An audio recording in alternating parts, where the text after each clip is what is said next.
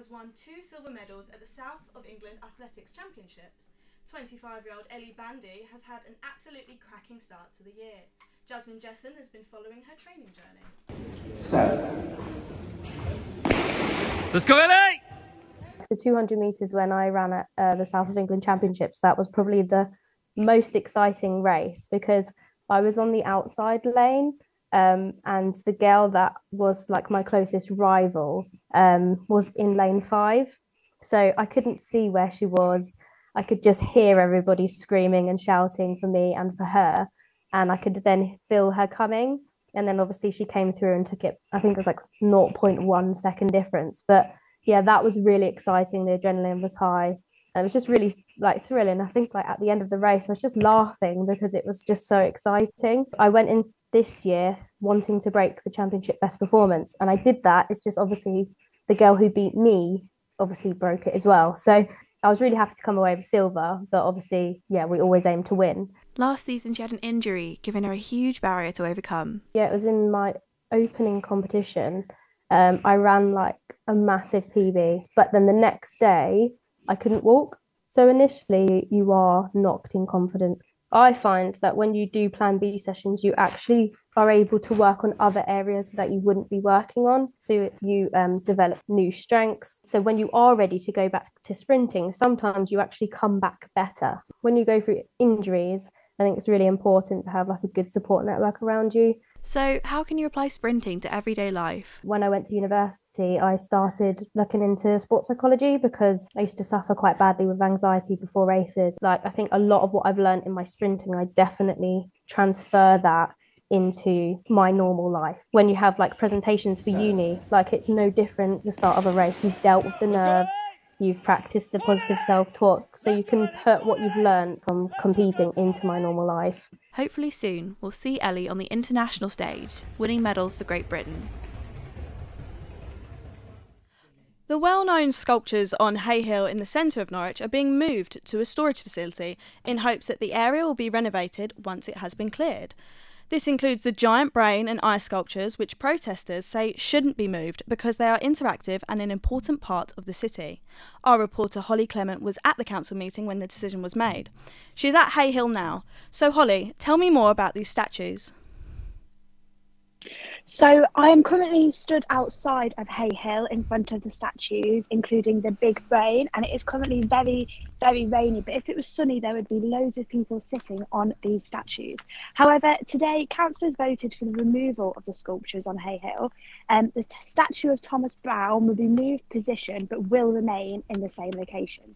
But the sculptures in front of the statue will be moved to a safe storage facility until it is decided where they will be displayed. So why are they being removed? There is a plan to renovate Hay Hill and create a new and modernised space, which will include a new seating area and water to display for everybody to enjoy. The government has granted a budget of £3.2 million for the project, but planning permission has not yet been proposed for the project. Chair Councillor Keith, who voted for the removal of the sculptures, said that he expects many more people will be unhappy with the decision. When they were installed, they were there to commemorate Thomas Browne and to interpret a character who's very significant in our city in the 17th century and is still relevant today. But more importantly, it's an interactive artwork. What is the reason that some people are unhappy with the removal of the sculptures? Well, as you just heard, that was Marianne Catling, who was on the planning committee 15 years ago when the sculptures were originally placed. She spoke at the meeting in protest of removing the sculptures.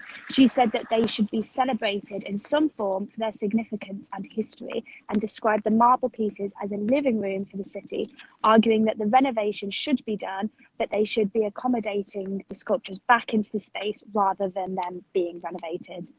There was no mention of when the sculptures will be removed, but in the foreseeable future they will be gone, leaving Hay Hill empty.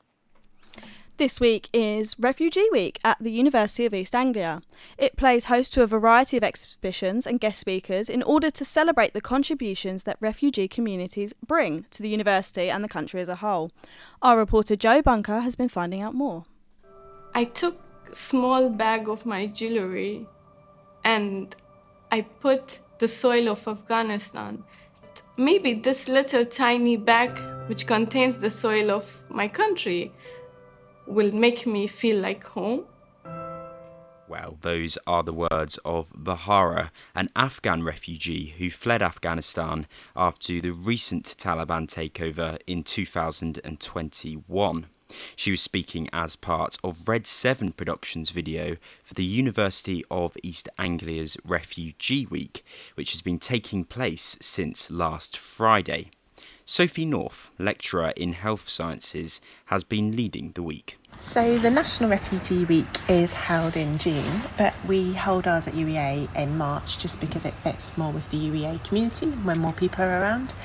And really it's a chance to celebrate all that people from forced migrant backgrounds and sanctuary seekers bring to our community. And us also to kind of reflect upon what does that mean for us as a university, how are we truly a place that's inclusive and welcoming to everyone. The UEA, which is part of the Universities of Sanctuary scheme, offering asylum seekers and refugees a safe space to escape to, is holding a wide range of events as part of the week, from photo exhibitions, guest speakers, and even interactive exhibits. We're particularly excited about the launch of the suitcase. So this has been a sanctuary student-led exhibition where people will see 5 different suitcases telling the stories of 6 different sanctuary scholars across the university.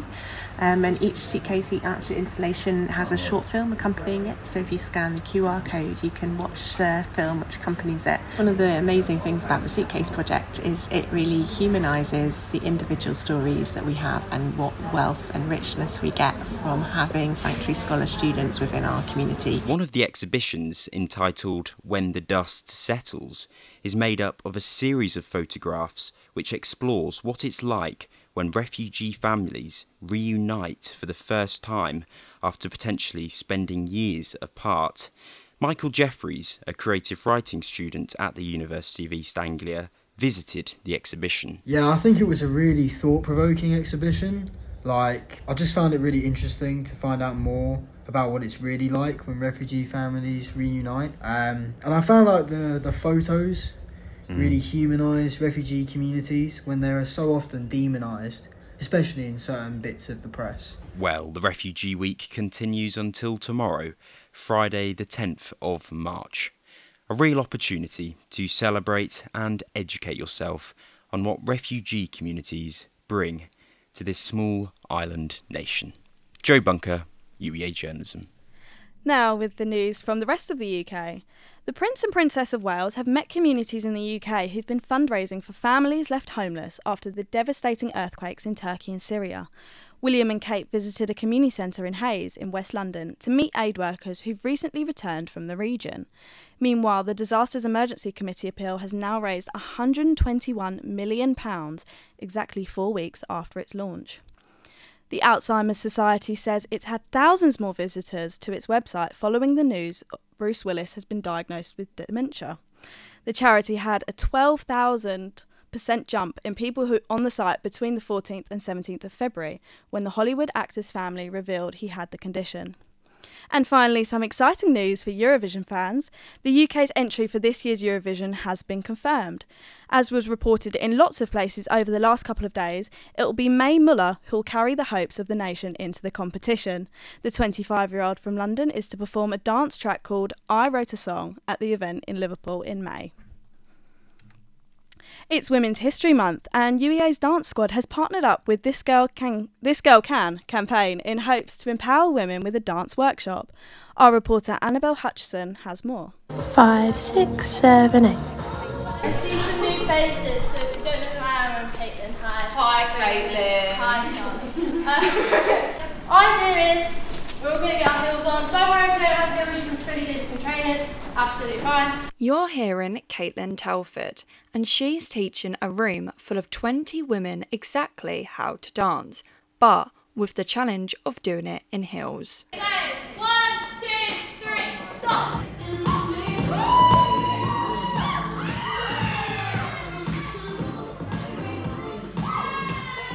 As you can tell, the women are having a lot of fun with being together, but despite the laughter, there are some serious issues with what is happening to women in the sporting world.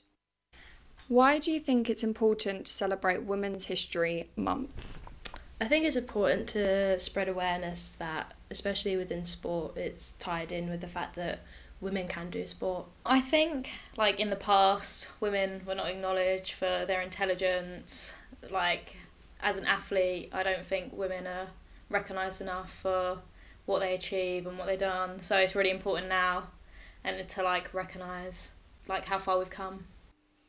This Girl Can campaign is to support women of all shapes and sizes with all different abilities to get active. The Hills workshop was to empower and inspire people in Dance Squad and allow them to feel free within themselves.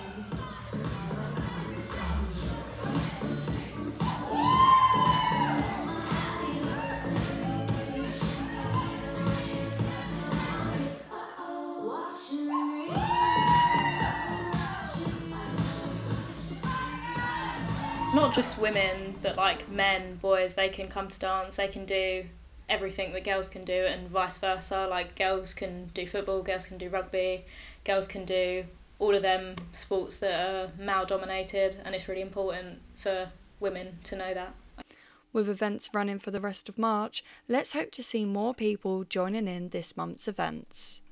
Carrying on with the theme of women in sport, £600 million is being given to schools in England by the government to ensure girls can play the same sports as boys. This comes following the success of the Lionesses winning the European Championship last year and the rise in the uptake of girls in football. For fans of Norwich, good news, Norwich City women will be playing a game at Carrow Road. Our sports correspondent Jack McLean is at Carrow Road now and has more. Yes, I'm here at a damp and wet Carrow Road, the place that Norwich City women will be playing their last league game of the season. This will be the first time Carrow Road has hosted the women's side for a league game. The game has been attracting attention with around 3,000 tickets sold at the moment. Last night, City opened another section of the stadium with seats now available in the Redder end, which is just behind me now. Their general manager is Flo Allen. She's an ex-professional footballer. She told me that playing here was on her bucket list, but she had to retire early and never managed to do it.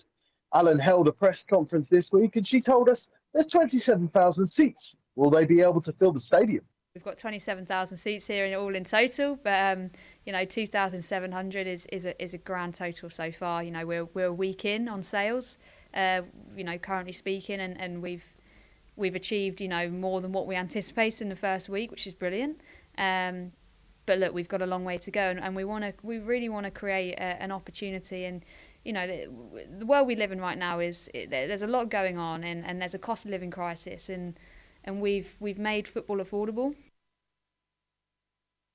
Flo Allen is a Norwich fan through and through. Having grown up in Norfolk, she went to her first game here at Carrow Road. A love that took her to play in the Women's Super League and for England youth teams. I asked her how she compared the quality of the players she has played with in the past to the ones she's working with now. The girls in the team, I don't think they know how good they are. They're a credit to work with. Whenever I'm sort of watching training, whenever I'm watching matches, how they go about their business is exceptional. Have we got a lot more work to do? Yes.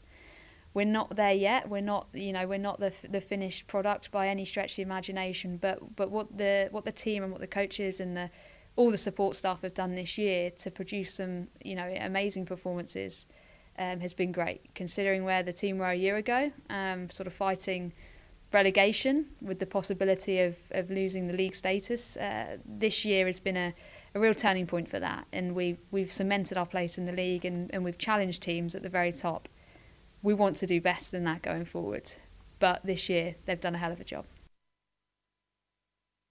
It'll be Ashford Town FC who will be visiting Carrow Road on April the 16th. The same team that Norwich will visit this weekend. It was last week when they faced #United. When I spoke to head coach Sean Howes and player Katie Knights, both of them told me how excited they are to play at Carrow Road. Absolutely buzzing about it. I really hope we can get a decent crowd there and make a really good day of it, yeah. Why should people come to Carrow Road and watch you? I think it is massive for us as a club, but also for the little girls that aspire to be where we are maybe 10 years' time, see that you can play in stadiums in front of big crowds, and that's the way it's going, so it's really exciting, yeah. Yeah, we've known for a while, but we had to keep it a little bit of a secret. Yeah, it's going to be really exciting, and the girls deserve it, for the efforts that they've put in. They deserve the opportunity to showcase themselves on that pitch at Carrow Road, and hopefully we get a really big crowd and people come and support them who don't normally come and watch us, and they can see just how great these girls are. Well, Louise, tickets are on sale until the day, and you can find them at tickets.canary.uk, and hopefully the weather will be slightly better then. Thank you, Jack. We do hope that indeed. And lastly, when you think of ways to support the well-being of elderly people and children with special educational needs, guinea pigs might not be the first thing that springs to mind. But a business in Fakenham is running sessions with furry friends to do exactly that. They've been visiting care homes for 10 years now, but in 2021 they opened a dedicated cafe to share their guinea pigs with the masses. We sent George Cook to find out more. It's a dreary, sleety day in Fakenham today, but in a cosy cottage in the centre of town is a hidden oasis of guinea pigs. Cavies and Cake has been open here since 2021, but its owner, Diana Taylor, has been using its animals to support elderly people and those with special educational needs for nearly a decade. Co-owner Michelle Mills joined later and helped Diana open a specialist cafe. So myself and Diana, we both, our previous experience has been with care work, so it's we've got lots of experience working with vulnerable people. There's nothing worse than going into a care home when people are just in their rooms, they're not engaging with each other, not engaging with any activities or any interests. So the idea of going out with guinea pigs, it stimulates so many different conversations, so many memories. Just the act of holding something that's living and breathing and it's warm, you're suddenly looking after something again, you're going back to being the caregiver rather than the care receiver, which is really empowering for people. When you hold or stroke an animal or spend time around animals, it releases a chemical called oxytocin, which just improves mood, it improves, reduces stress levels. It just makes people feel good. It's really, really nice. It makes people smile, makes people happy, and that sort of brings comfort, I think, and that's really, really nice. The business moved into a cottage in Fakenham after the pandemic, and it's allowed them to provide specialist sessions to vulnerable people and children with special needs. Our children are both diagnosed with autism and other additional needs, and just seeing them, especially when they were younger, being around animals and the benefits it brings to them. So being able to sort of feel calm and a bit more grounded, and being here, we are more available to more people. So we're not just limited to going out and working with people with dementia and Alzheimer's. Being able to provide a space where everyone's got their own room, they're not having to mingle with anybody else unless they choose to, and they can just come and just be exactly as they are. So parents feel, I think, a little bit more confident that they can bring their children here, and if they are unsettled or if they're upset or if they want to talk about anything, they're in a safe space where they can do that. And that's, again, that's a really nice thing to be able to provide people, that there is a space that they can come and just be themselves. Any groups who are interested in booking a session with the guinea pigs can do it on the Cavies and Cake website. George Cook, UEA Journalism. And for the weather, whilst it may be cold and snowing in Norfolk, we can still look forward to warmer temperatures, with highs of 13 degrees by next week.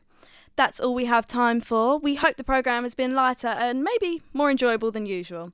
Thank you for listening. I've been Louise Graham for UEA Journalism.